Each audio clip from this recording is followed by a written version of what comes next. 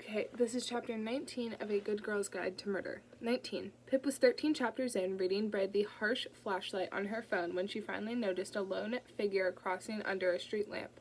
She was in her car, parked down at the far end of the darkened parking lot, every half hour marked with the screech and growl of inbound and outbound trains. The streetlights had flickered on about an hour ago, that buzzy yellow color giving the area an unsettling industrial glow. Pip squinted through the window. It was a man in a dark green coat with a furred hood and bright orange lining. His hood was up and his face hidden by shadows. Only his downward lit nose was visible. She switched off her phone's flashlight and put down her book. She shifted her seat back so she could crouch on the car floor by the door, hidden from sight, the top of her head and her eyes pressed up against the window. The man walked over to the very outer boundary of the lot and leaned against the fence there, in a gloomy space just between two lamps. Pip watched him closely, holding her breath because it fogged the windows and blocked her view. The man pulled out a phone. When the screen lit up, Pip could see his face for the first time, a bony face full of sharp lines and edges and neatly kept dark stubble. Pip wasn't the best with ages, but at a guess the man was in his late 20s or early 30s. True, this wasn't the first time tonight she thought she found Howie Bowers, but those other two men had been dressed in work suits and smart coats, clearly dawdlers of a trainload from the city. This man was different, and there was no doubt he was waiting for something, or someone. His thumbs were working away on his phone screen, probably texting a client. Or was she just getting ahead of herself in typical Pip fashion? Luckily, she had one way to confirm that this man was Howie. She pulled out her phone, holding it low to hide its illumination, and scrolled down through her contacts to Howie's name and called him. Her eyes back to the window, thumb hovered over the end call button. She waited, her nerves spiking with every half second. Then she heard it, much louder than the outgoing call tone from her phone, a mechanical quacking sound from the man's hand. Pip watched as he answered and raised his phone to his ear. "Hello," came the voice from outside, muffled by her window.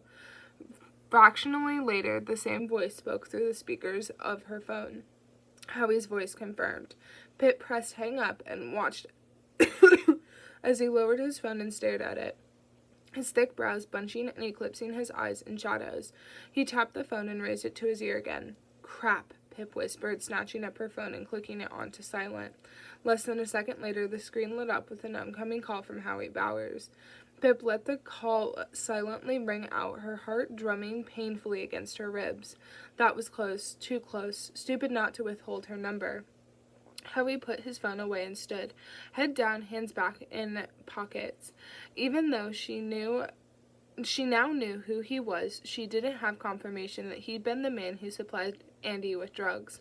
The only fact was that Howie Bowers was now currently dealing to kids at school, the same crowd Andy had introduced her dealer to.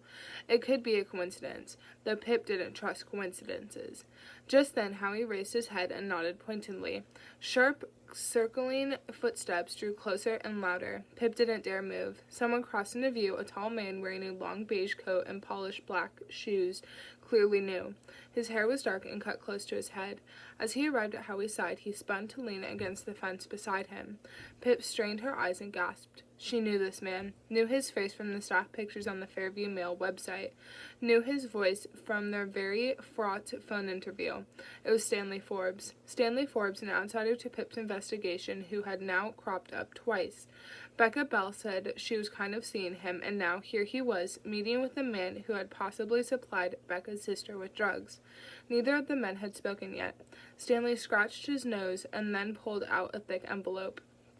He shoved the packet into Howie's chest, and only then did she notice that his face was flushed and his hands shaking. Pip raised her phone and, checking the flash was off, took a few pictures of the meeting. "This is the last time, do you hear me?" Stanley spat, making no effort to keep his voice down. Pip could hear the edges of his words through the car window. "You can't keep asking for more. I don't have it." Howie spoke far too quietly in response, and Pip only heard the mumbled start and end of a sentence. "But tell." Stanley rounded on him. "I don't think you would dare." They stared into each other's faces for a tense moment. Then Stanley turned on his heels and walked quickly away, his coat fanning out behind him. When he was gone, Howie looked through the envelope and stuffed it into his coat, but he wasn't going anywhere yet. He resumed standing against the fence, tapping away at his phone, like he was still waiting for someone. Minutes later, Pip saw someone else approach.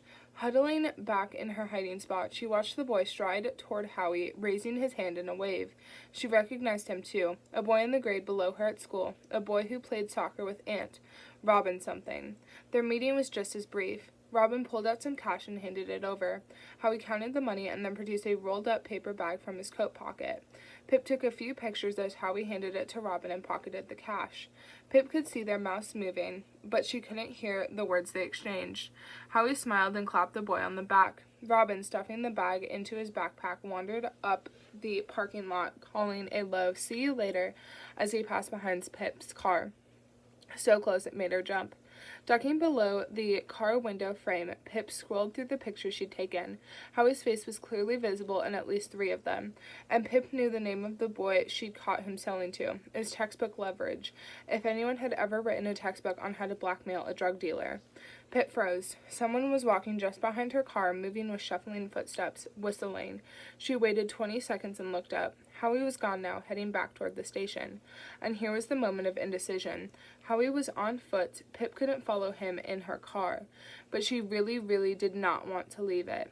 Fear started to uncurl in her stomach, driven by one thought. Andy Bell was out in the dark on her own, and she never came back.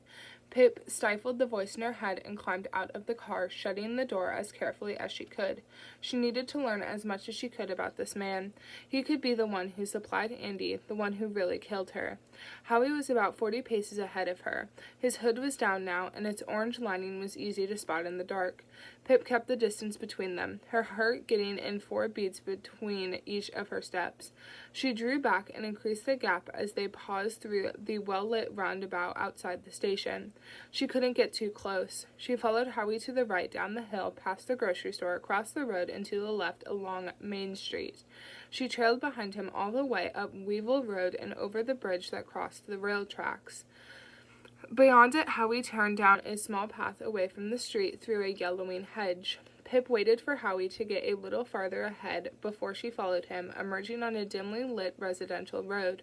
She kept going, her eyes on the orange furred hood 50 feet ahead of her. Darkness was the easiest of disguises. It made the familiar unknown and strange.